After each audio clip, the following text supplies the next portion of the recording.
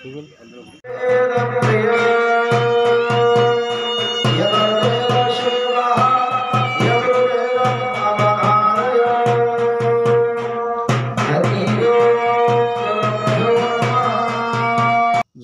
विषय बहुत किसी अनुभूति अच्छी जेहेतु कि मो मिसेस मेडिकल पढ़ला बेले जगन्नाथ डाकी सी भेंटिलेटर थिला बहुत सीरियस कंडीशन था डॉक्टर बहुत चेष्टा कला सत्वे से जानी जे कौन अच्छी आज सुधा भी जगन्नाथ को ही सब जिन जनईकि कर्म कर चलीचु कर्म जनसमाज कौन वार्ता देवे जो यज्ञ अनुष्ठान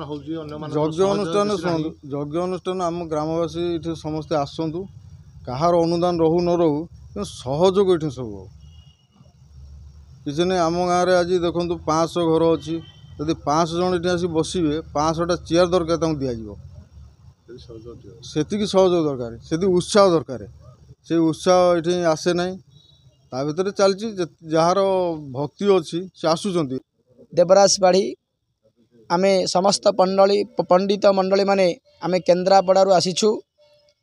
ये हूँ सारला रोड शाला श्रीक्षेत्र चतुर्धामूर्तिंगर ये हूँ द्वादश वार्षिक उत्सव विष्णुपक्ष विश्रांति महायज्ञ ए वर्ष 12 वर्ष पूर्ण होची। आमे समस्ते प्रभुंकर सेवारे आमे नियोजित अच्छु। प्रथम आमे सारलांकर पुष्करणी रे कलश शोभा यात्रा करिथिलु तापरे आमे सूर्य पूजा गुरु पूजा गो पूजा धरित्री पूजा शाला मार्जना आदि कार्य करी आमे अग्नि स्थापन करिथिलु। प्रथम दिन आमे गीता यज्ञ करिथिलु द्वितीय रे आमे चंडी करिथिलु आउ आज रुद्रंकर आहुति करा जीवो एवं विष्णु सहस्रनाम आहुति शेष रही श्री सूक्त पुरुषोक्त मध्य रही आ एठी विशेषतः विभिन्न सामग्री रे 108 आहुति करा जाए। ये होचंदी विराट पुरुषंकर महापुरुषंकर यज्ञ साधु संत माने ये यज्ञ को आरंभ करथिले आज ये यज्ञ पूर्ण होबा को जाउछि।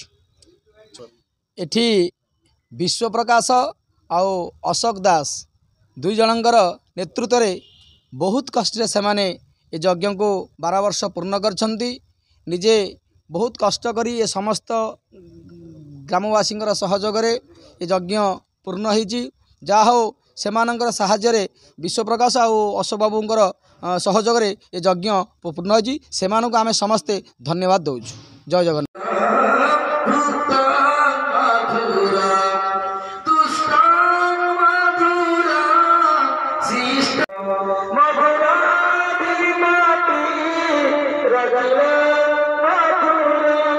मधुरा साख्यान मधुरा मधुरा दीपते मधुरा